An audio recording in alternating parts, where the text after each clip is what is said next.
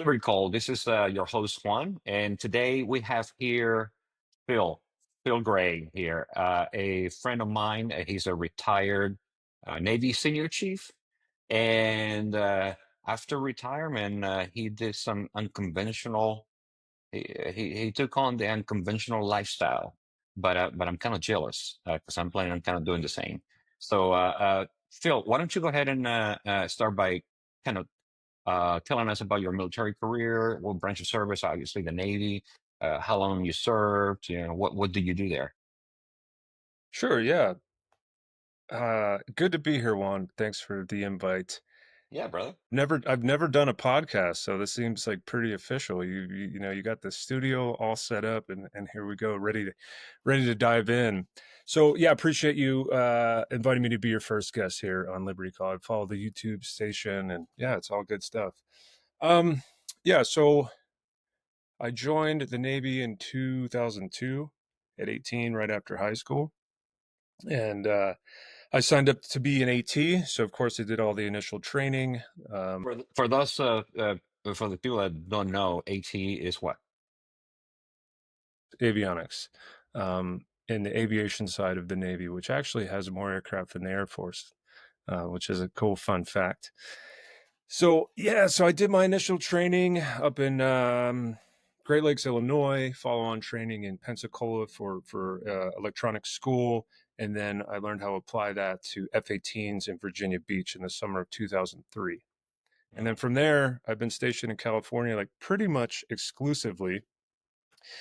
Did a test and evaluation squadron, a couple operational squadrons with an instructor tour in between. I was running the night check maintenance desk out to sea on deployment. And I had emailed the detailer and I said, hey, I'm a single chief. I've always wanted to go to Japan. I'll do back to back sea duty. What do you Yeah, think? great place. Yeah, yeah. And the detailer writes back and he says, well, you're up for shore duty. Your record looks really good, and I need a replacement and our PRDs match. Would you want to be a detailer?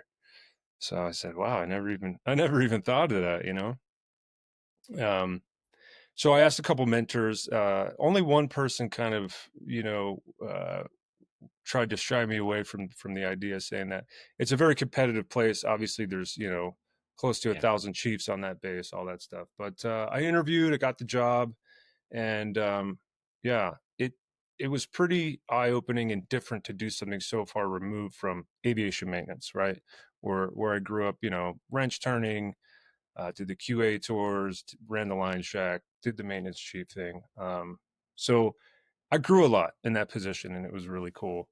It was interesting to help folks. And I also did, along with the lead detailing role, I did the new construction and the Blue Angel detailing. So Nice. anytime a squadron would transition to a different lot or an upgrade or a disestablishment or an establishment, I would lead For the those of you who don't know, we're talking about Hornets now. not just Hornets, all the platforms. Okay, Yeah, that's right. Six all the feet all the lots. platforms. So um, when VFA 125 went to JSF, that was a big one, and a lot of the E2D squadrons because the schools are so long. So it it was an interesting role to have a little bit more impact in that way. And then some of the code or the team there came from AirPac on the inspection teams, and they spoke highly of it. And because I had done squadrons in the past, I thought it'd be fun to do something different, and that's how Yeah.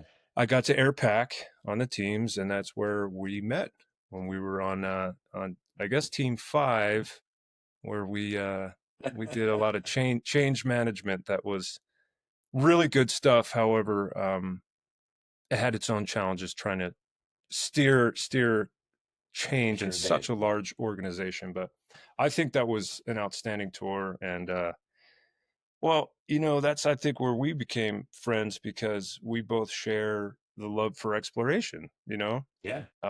And we would go to these really unique places, and we would just harness the time that we had when we weren't at work to really explore and get out there. Where Yeah. we know that there's some folks that would just hole up in their room, and I never understood that. So Neither did I, and neither yeah, did I. So much yeah, beauty out there.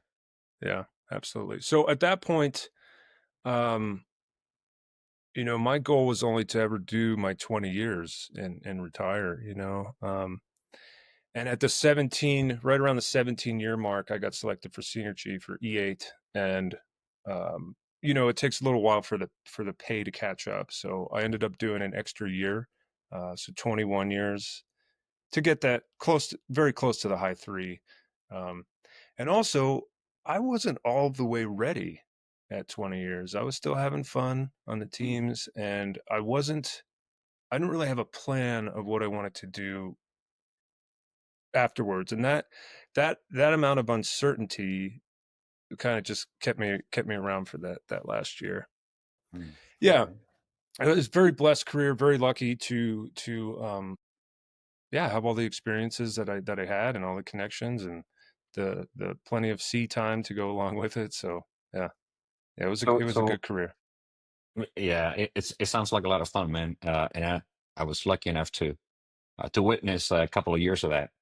Um, but so you were contemplating retirement at the 17-year mark. What was going through your mind as you were getting close to it? Well, I think what it is, however we want to say we however we want to say that we're prepared for something, we're working towards something. Um, it is there is there's a fear there. There's a fear of one, the unknown, the change, and then leaving something that I had known since I was 18. I think, I might be a little different than some of my peers, whereas it was never my identity.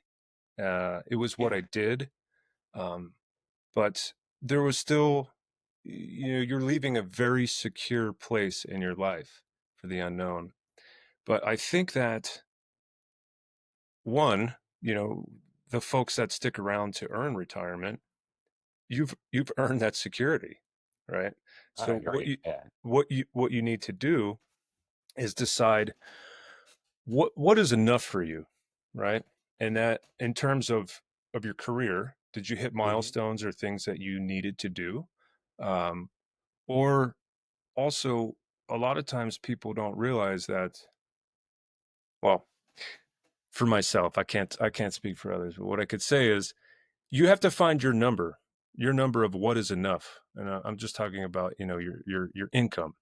Yeah. And once you have that, and it's pretty easy to do the math, right, on the pension. And then, I'm sure we'll get into the disability aspect as well. Um, but I had planned to work, after, but I had some life changes. The same month that I retired, I also got divorced. So Wow. it Talk was, about uh, yeah, making the whole process even more complicated. it did.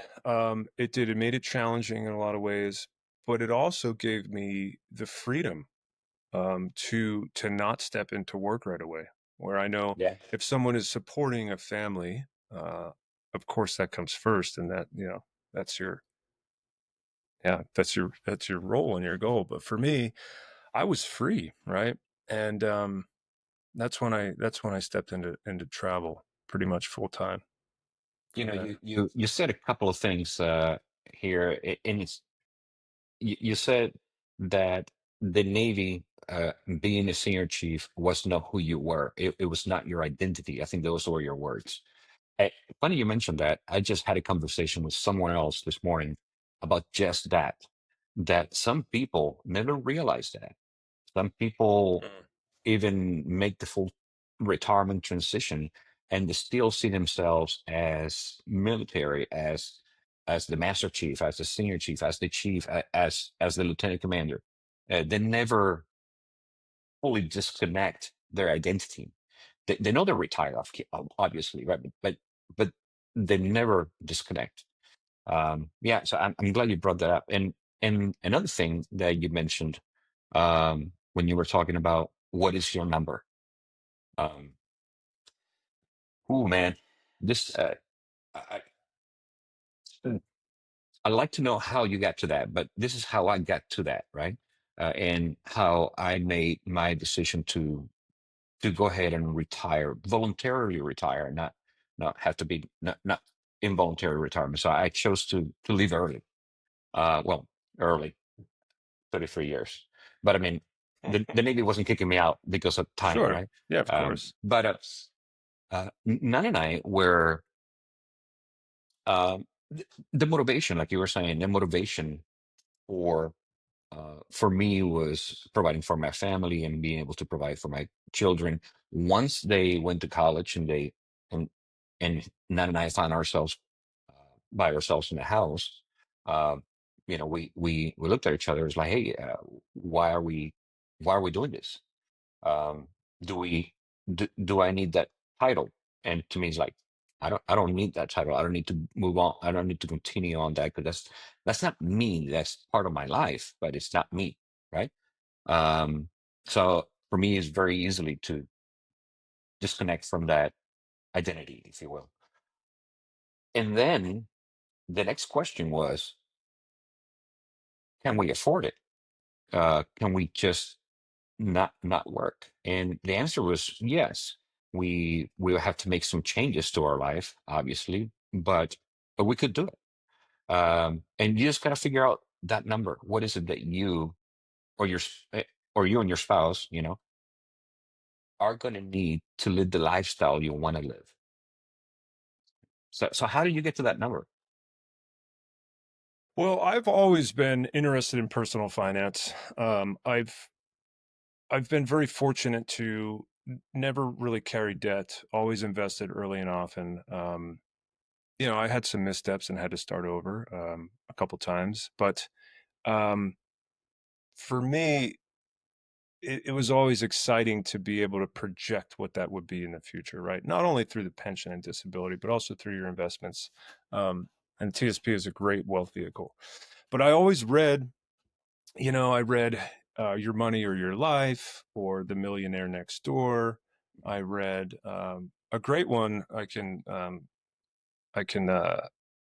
recommend is called The Military Guide to Retirement, and it's by Doug Nordman. He was a commander. I think he was a sub commander, retired in Hawaii way back when. But he championed investing early and often, and Mm, mm, he had a blog that he basically turned into a book. Anyway, it's an interesting read. But how I determined my number was, well, like I said, I was gonna immediately go to work, right, and support my wife and I. We don't have kids, in San Diego because we really like living there, right? And as we know, it's a very high cost of living city and yeah, state. So yeah, I was just going to find work, and also like because of the pension, you don't have to find as high paying job if you don't want to. You can find something that suits your interest, that augments your income. yeah, But once we split, um, and and once I got my VA rating, and I realized I can do this, and yeah, it really just kind of worked out. It's a strange kind of turn of events, right? Because I had planned on one direction, completely shifted in a different 180, and yeah, it's been great. Although I will say, if you do plan to work, there is kind of a window of where you become desirable from your last tour. Being at AirPack, working with those consulting groups, they only reach out for, I found, just about a year. And after a year, mm, they stop calling. I'm sure you could reach out and you could rekindle that, but to be able to leverage your skill set into the same industry that you want to do, there is a certain timeline for that. makes Um, sense. yeah, absolutely. But how I found my number was, I never in my life I just never spent more than I earned, and I don't have car payments. I don't hold credit card debt, and it's freeing. It's more freeing to live more minimally because, things you own end up owning you. Yeah. And it's just, yeah, less is more. Absolutely. Yeah. Yeah, if I agree with you. I think if you're materialistic, and I'm not judging, right? Sure. People live their life on that. But if Yeah. you are more that kind of person where you value material things, more, like having a boat, having a big truck, having a gigantic house. If you're one of those, good for you. But just so you know, you're going to have to work all your life to maintain that level of living. For those of us who has a more minimalistic style, we're not attached to material things. Like it's downsizing for Nan and I is really easy, but we just get rid of things. We don't grow attached to things. Okay, I'm Phil, I'm lying. I do. There's a few things I'm attached to it, and that's my military memorabilia, right? Like my Okay. plaques, those things. I don't want to throw them away.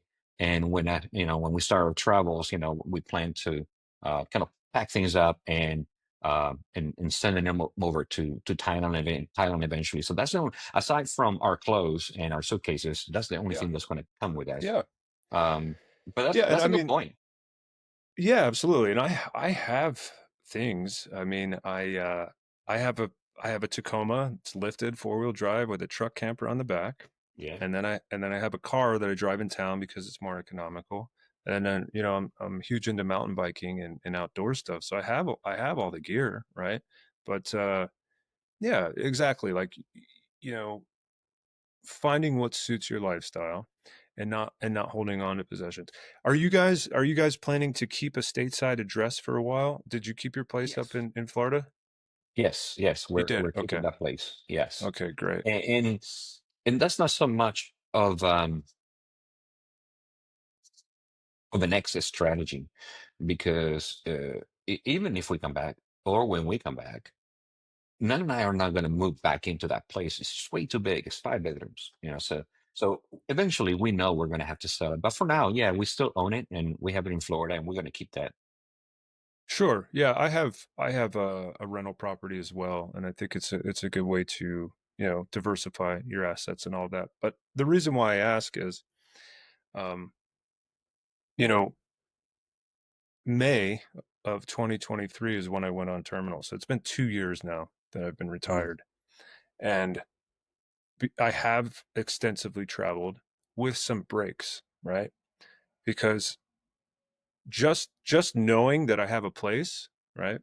Just knowing that I have my small amount of things, it's cozy. I can go there anytime I want, and to feel like you have a place that you call home. Mhm. To me, that's important, and it feels better, and it feels. I guess it gives a sense of security to me, being on the road as long as I have. Yeah. So that's why I asked. But your plan is to put everything in storage and then go let it rip for a while? Well, not putting everything into storage. We just those few things that I mentioned. My sister and my brother-in-law, they're willing to kind of hold on to those for us while we are traveling Central and South America for about a year and a half. Slow travel around, kind of like what you did, man. And eventually, once we're done with that, um, you know, coming back, picking up our things, all of them from my sister and my brother-in-law's house, and um, kind of moving to Thailand too, and have a second home base there. Is really, rent there is extremely cheap, right? And like you said, having another place to go home in that side of the world where you can hop around, it's very convenient. And and and I agree with you. There's also a sense of security, right? Knowing that home is nearby, right? So yeah, that's kind of like the plan. Yeah, okay. Yeah, good to know. Yeah. It's interesting, and thanks again for having me on here to be able to discuss this because I just remember we've talked about this, for a long time because We it did. is a beautiful and fortunate thing that we get to have. In my case, I was 39 when I retired. Um, and it's not typical, right? It's not typical, and it's also um, being able to forecast and almost design your life in a way that you want it to be. Yeah, it isn't typical. So there is some planning that needs to happen. But also with that, you got to let it just come. You got to enjoy it, and you got to find your way because if there's a plan for every single thing, I don't find it to be as exciting for me anyway. Yeah. I agree. I like to have a plan. I mean, we were in the Navy, right? We planned for every contingency when we were there. Yeah. So so we're used to it, and we like to have some kind of plan. I like to have some kind of plan, but I'm also flexible enough when I say, nah, you know, that plan is it's not good. It's out the window. Let's come up with a new plan. But you got to be flexible like that, right? Yeah. Yeah, absolutely. Um, yeah, it's just funny because you've shared your spreadsheets with me with your upcoming travel, and yeah, you've got it very dialed. Absolutely. Yeah, I mean everybody's different in that regard, but yeah, I mean you got to flex, right? Um, when I was traveling in Central and South America, I returned home 3 times for different things. Um, so to have that flex is a beautiful thing, and then also I just have Google Flight alerts of places that I want to go and Nice. kind of have a range of dates. And then if you get an alert because if a price drops real big, then you can pretty, spontaneously go on that next destination. So it's also nice to have that up your sleeve as well. But yeah, Central and South America it's incredible. It's huge, there's so much culture. Yeah. So back and forth. How long were you in Central and South America? I know you say you went home a few times, but um, Central South America. Well, let me back up from that if I can, and just kind of explain kind of what my travel looked like since retiring. yeah, So please. again, 2 years ago in 23, retired very beginning of May terminal. And I went over to Copenhagen, Denmark, where I have family. My half sister's Danish. And I summered there because I hadn't visited in 3 years due to COVID. And she's got 2 young kids. And that was kind of like a home base. And I hit a couple spots in Europe. I went to the Dolomites in Italy, where I have friends, and did some amazing hikes up there, Nice, which was nice. just, yeah, yeah, it was really Heck yeah. special. In Sweden, and we sailed a little bit around Denmark and stopped in Germany as well. And about 2.5 months in, I was like, I felt ready to kind of return back to the States for me. Um, and from that point, I hopped in the truck camper and I did a US tour where I visited a bunch of friends and family that I hadn't seen in years and years. And when you Oh have yeah, the time, I follow you through social media. yeah, yeah, yeah, it was a great summer.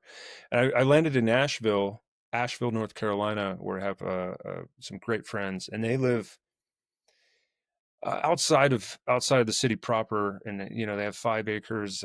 They have a beautiful garden, and I housed it for them for like 3 weeks. So it was just quiet and still and tranquil, and their property backs up to the national forest, so great mountain biking and all of that. So I was able to kind of slow down and Hmm. just kind of decompress, because believe it or not, after however long you have in your career is in the military, there's going to be some reckoning, some figuring it out, um, that comes along with the departure. Like, even like I said, I never identified totally with it. And then from there, let's see, winter of 23 into 24, my mom and I went to Mexico City and hung out for a good 3 weeks, almost a month. And it was just like a perfect time to be there. It was great. I love Yeah. Mexico. Returned, uh, bopped around a little bit. And then at that point, my girlfriend was getting ready to go down south to do Central and South America. So I kind of tagged along with that. Um, Started in Mexico on the west coast of Oaxaca and Puerto Escondido, which is a pretty cool Yeah. little beach town. A little younger crowd, but Yeah. you can find some fun things to do as well. And then we took a bus down to San Cristobal de las Casas, Hmm. which is down in Chiapas, which is it's 7,000 feet, and it's just Wow. pretty cool. Then Guatemala City to Antigua, and then from there I went home to visit with my uncle for a little bit. We did a fishing trip up in Lake Champlain, which was pretty cool, and then back down to Guatemala, Costa Rica, Colombia, My girlfriend went to Peru. I went home to hang out for a little bit. We met back up in New Orleans for a wedding, and then Nice. San Diego just for a little bit to kind of reset. And then we flew down to Argentina last December. So that was kind of the whole year of 24 was yeah, was pretty a lot of airline miles, a Wow. lot of Yeah. points redeemed. Yeah. Really, not just 24, but yeah, your last 2 years has been Yeah, 23 and jam-packed. 24. What Yeah. what a great uh what a great you know uh tour that you had, traveling around. It's yeah, super jealous, man. Yeah, well, you got it all planned I'm out. getting I there. know I'm getting there. you you're gonna do it. Plus, it'll be awesome for you as a native Spanish speaker.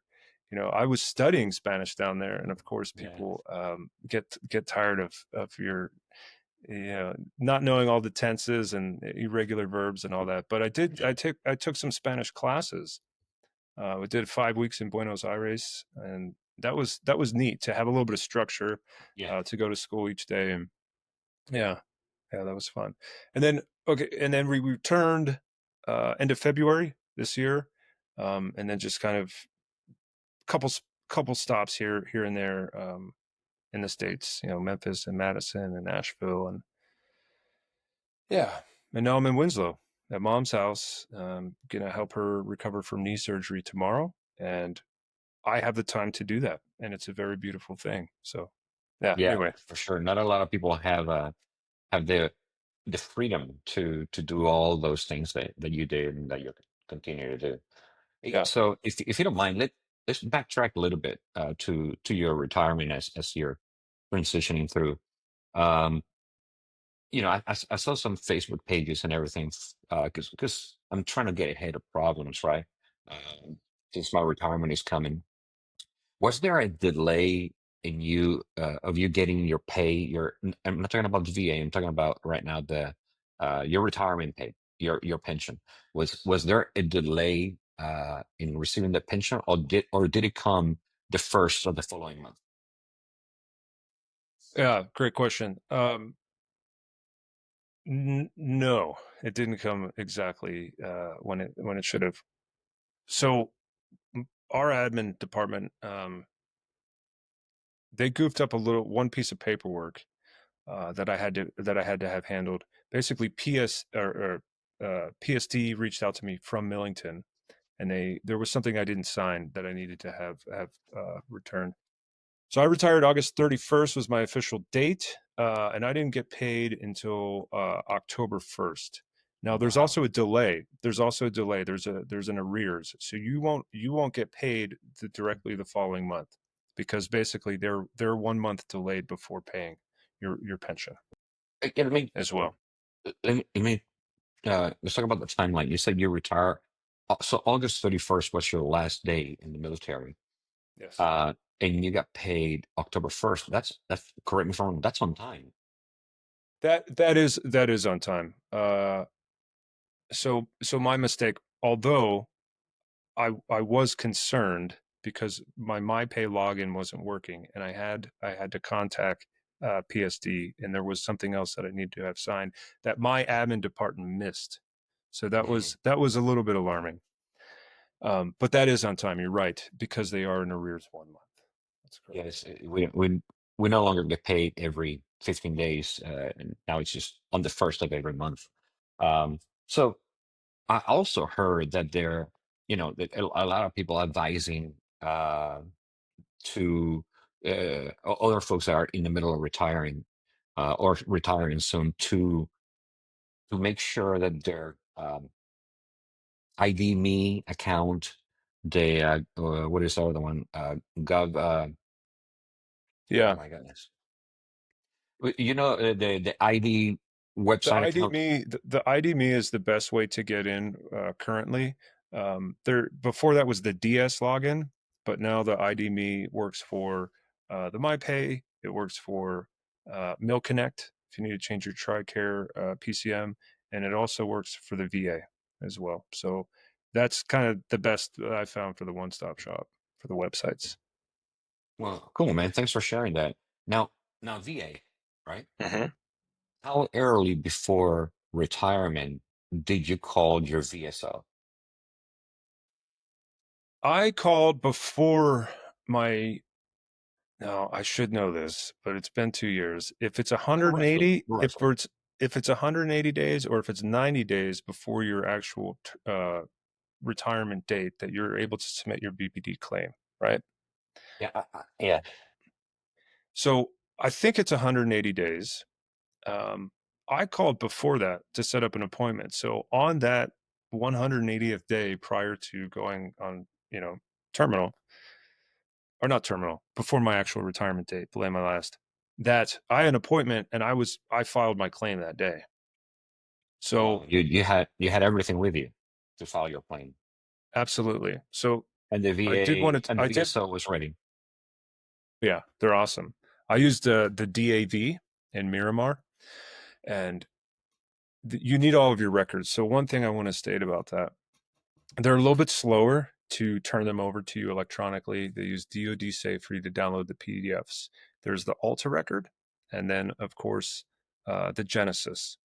Now they always say everybody's like, yeah, get your paper record too. When they switched to Genesis, they threw my paper record away and they printed out my Alta and What? my Genesis and they put it in paper in the same colored folder that I had since 2002. Hmm. So if you can get over there to medical or you have your legacy paper record, hold on to it. Scan it, and you're going to need to scan it electronically because that's how you submit everything. Funny So, story about that. yeah, Um, they didn't throw mine away, but they did send it to the National Archives. great. And that's what they're supposed to do is take your record and send it to the National Archives because they thought I was retiring. And they Okay, did that in Pensacola a year and a half ago. Thankfully, I had already asked them to make copies of my entire record. And so not only they gave me two stacks of, this much of paperwork of copies, they also gave me a CD-ROM of that. that's great, Um, Juan. That's great. yeah, so they gave me that, but I found out later that you can access your medical records if they were sent to the National Archives. The service member can request a copy of those records. So That's you great. want to check it out? Yeah. I don't know if you Yeah, need it or now, but I fortunately I don't need that, but I think that's a great piece of information for anybody that's getting close to start that process because it probably takes a little while, right? So start and just get it now, uh, because there were things that I wanted to claim that were in my paper record. Mhm. Yeah. Um, so I met with the VSO and I brought along my records on a flash drive, the electronic records that I had. He put them on his computer, and then the process for the claim is pretty simple. You don't. I would advocate for everybody to use a VSO, but it's basically you go on the VA, you get a login, and you go to the spot where it says to start a claim, and you start from the head and you go all the way down to your toes, and you just everything that you want to claim, you just fill out another line item, and at the bottom you upload your records, and they search through it themselves to find it in your records. You don't have to. So do you upload all your records Everything, or everything? Okay.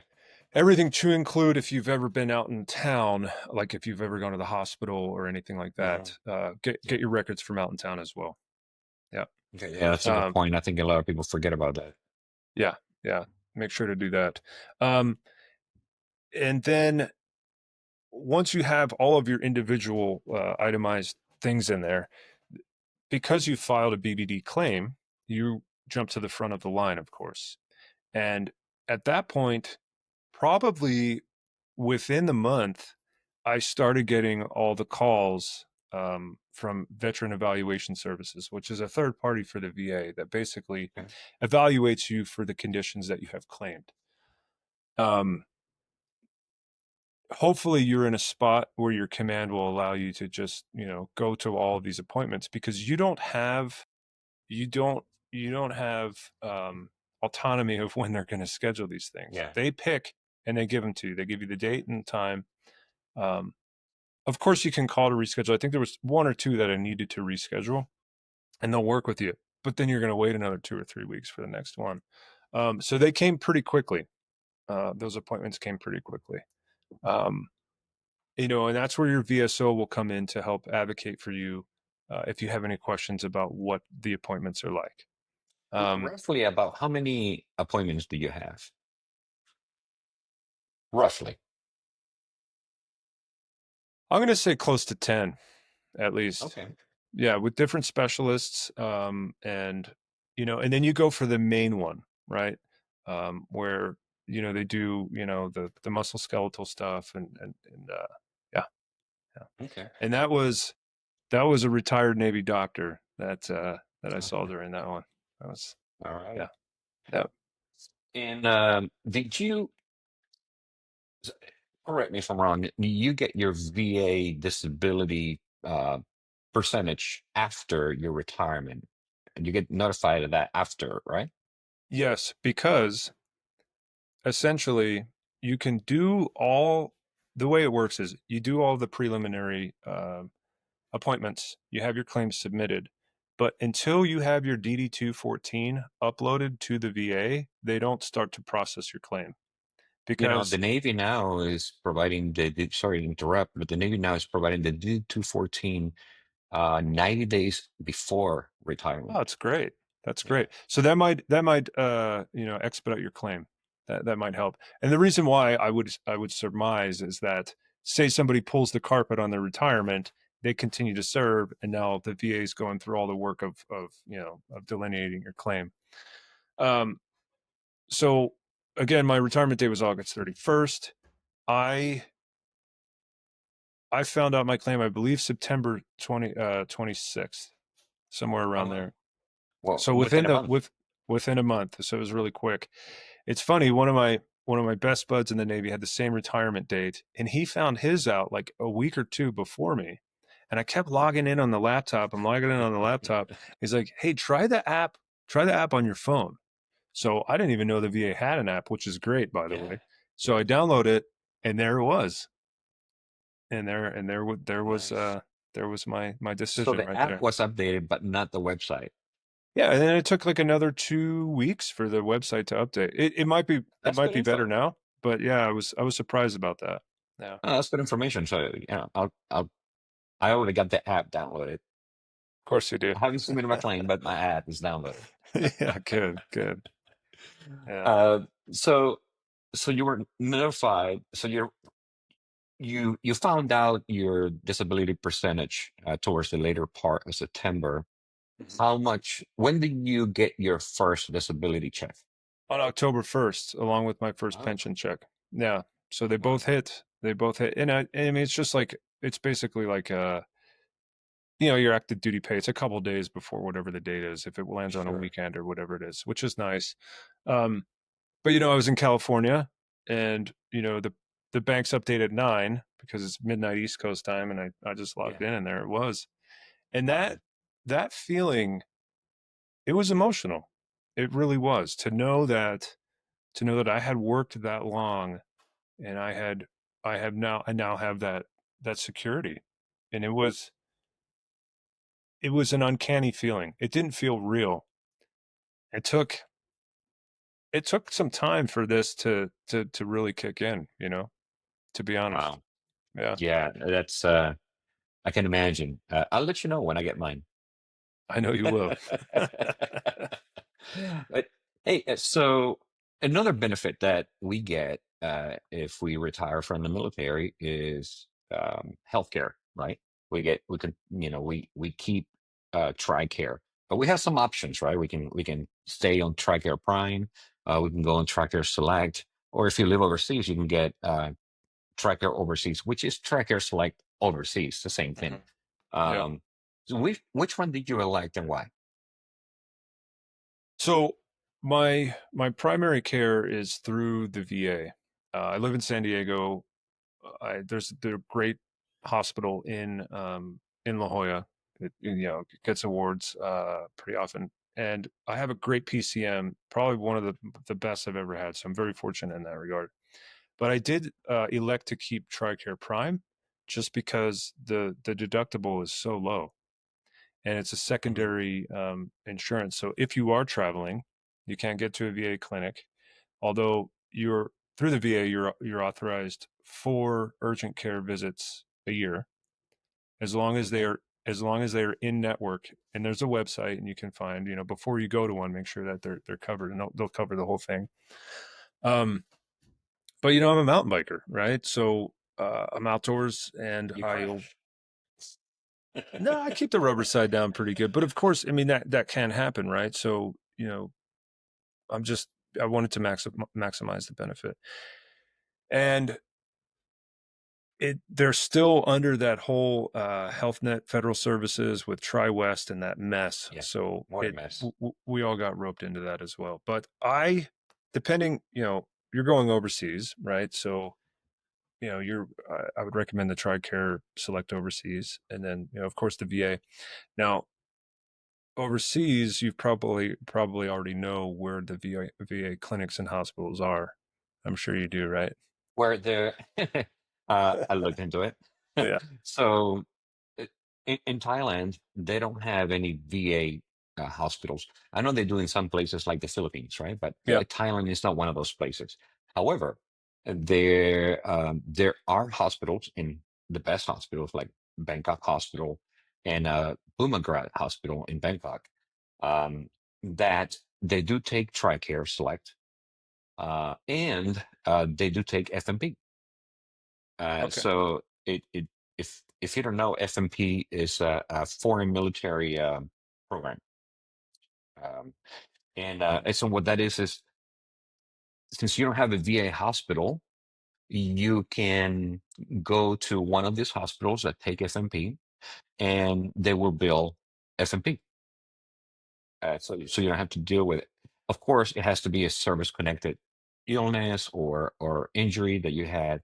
It has to be connected to your disability, right?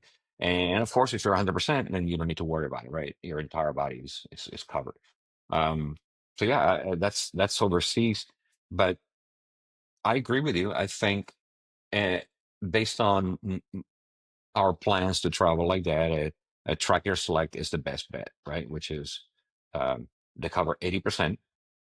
You co-pay 20% of it, but there is an individual and a family cap at the end uh, at the end of the year. So you won't pay more than $4,000 per year worth of co-pays.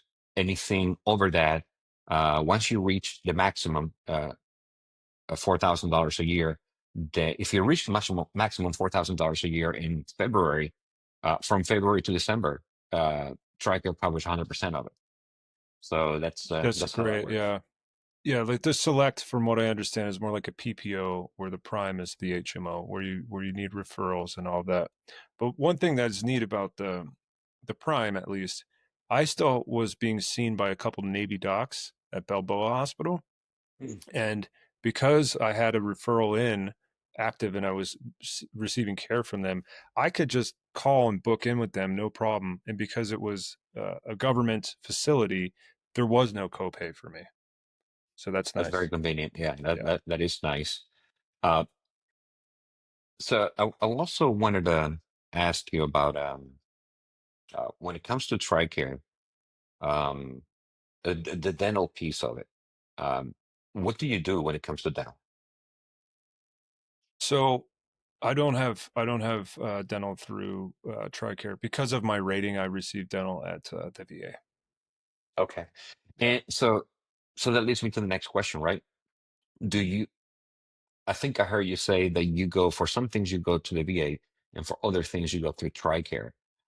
Is there a reason why you just not stick with TRICARE or stick with the VA? So for any new things, I try to go through the VA. Because I was already being seen, so it was more of a continuity of care thing, is why I was using the TRICARE. And I keep it just because I do travel quite a lot, and it's sort of like a almost like a secondary insurance. Like say say they didn't pick up on everything, the other one, it's like a rider. It would pick up the rest of it. Um, but if you live in a major metro, uh, and they have a VA hospital, I would recommend.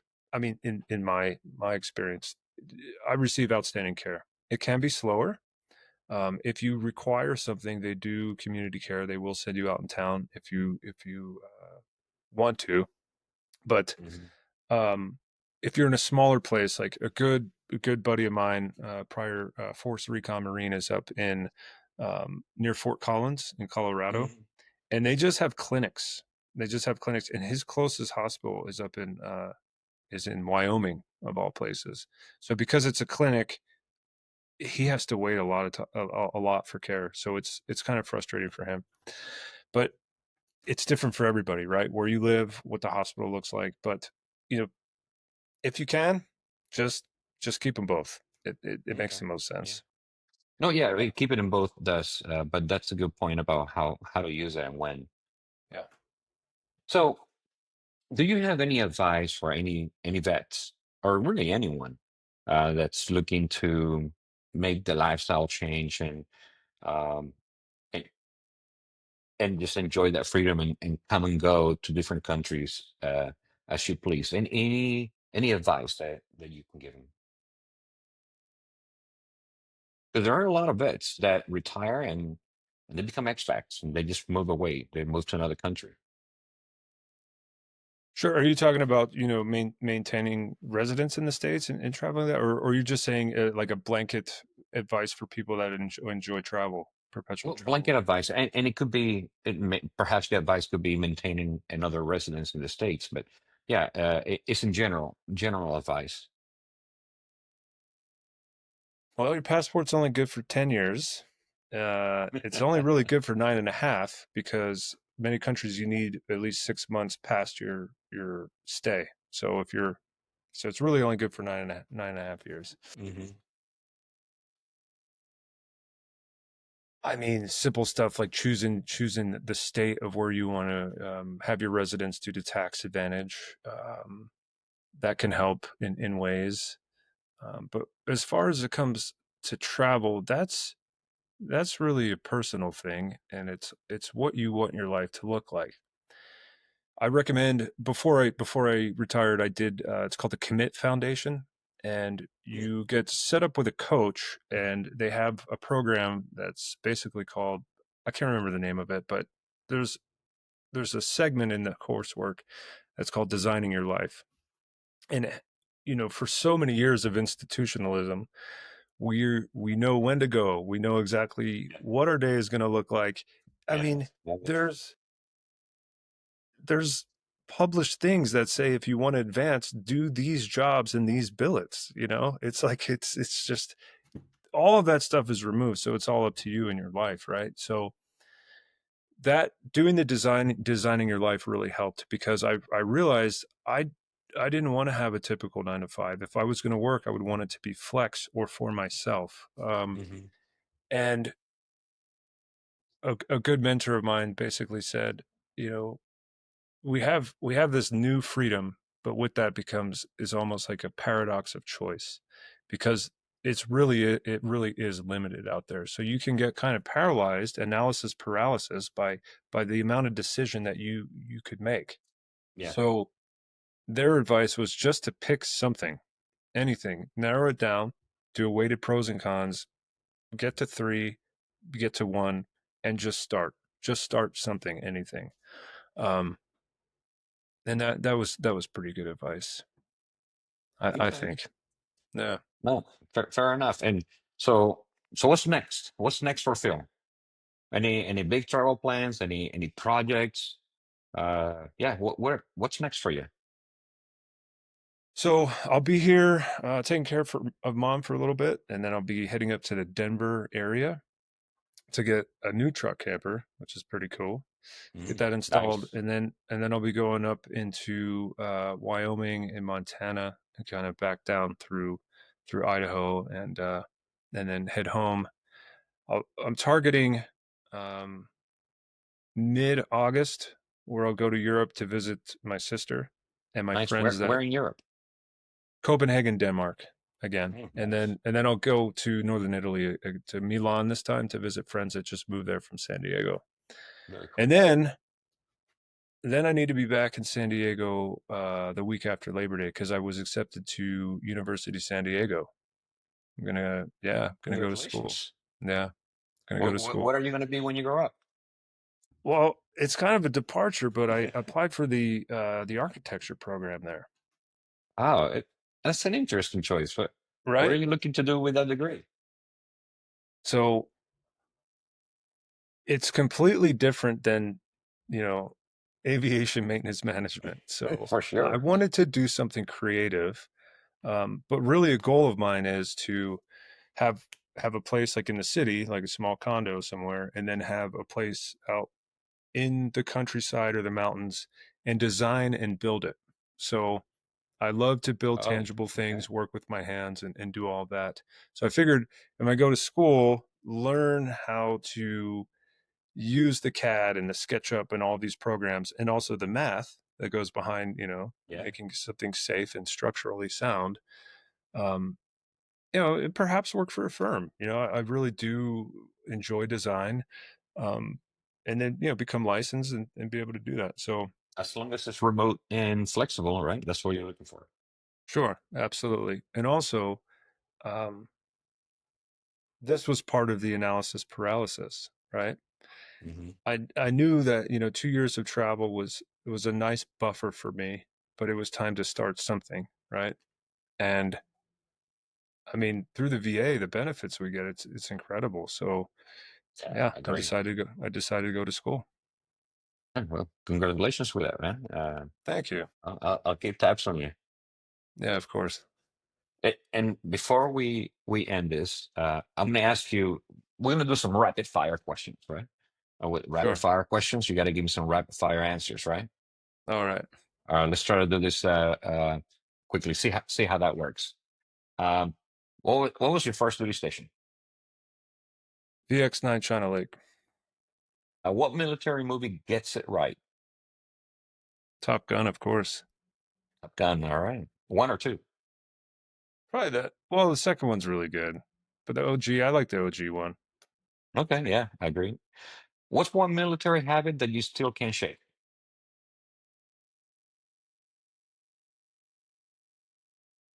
Just knowing where all of my gear is at all times and being squared away and organized. Yeah, that's a good one. What uniform you hate the most?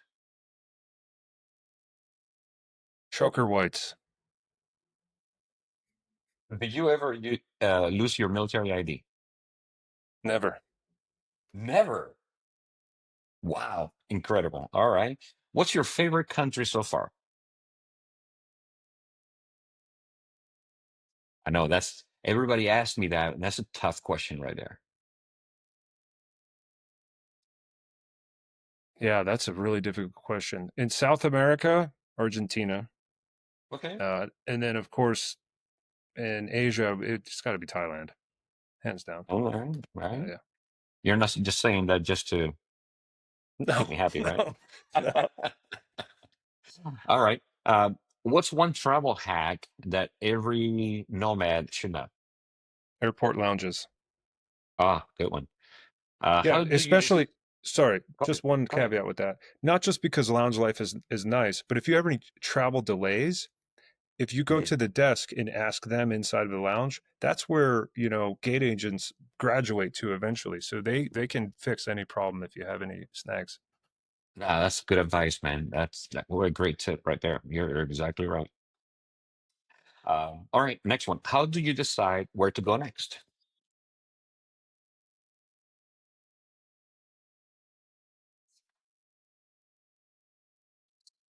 Well, again, the Google Flight Tracker, Okay, yeah, good one. So let Google tell you where you go next. That's a good one. wherever you have alerts.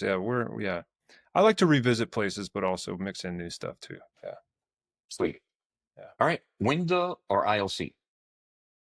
Aisle, Aisle. What's the most overrated destination that you visited? Costa Rica. Costa Rica. I've never been there, but I think I'm gonna feel the same way. Well, look, It's Phil. beautiful. It's beautiful, but it's just so touristy. It's the most touristy place I've ever been. Yeah, I Yeah, agree. There's just so many tourists, so many Americans there that I've never been there, but I've seen so many videos. It just kind of turns me off a little bit. So Phil, look, I thank you again for agreeing to do this, brother. I appreciate it. You are a wealth of knowledge, and I'll keep picking your brain as I get closer to retirement. Thank you for sharing this with me and everyone listening. absolutely. Thanks for having me, Juan. Yeah, you're almost there, and I guess the only thing I have to say is don't delay if you're ready. If you're not, that's no problem. But the only way out is through. You just got to make it through, and then you're gonna realize how beautiful it really is on the other side. Great words of advice, man. Thank you, man. I appreciate you. Absolutely.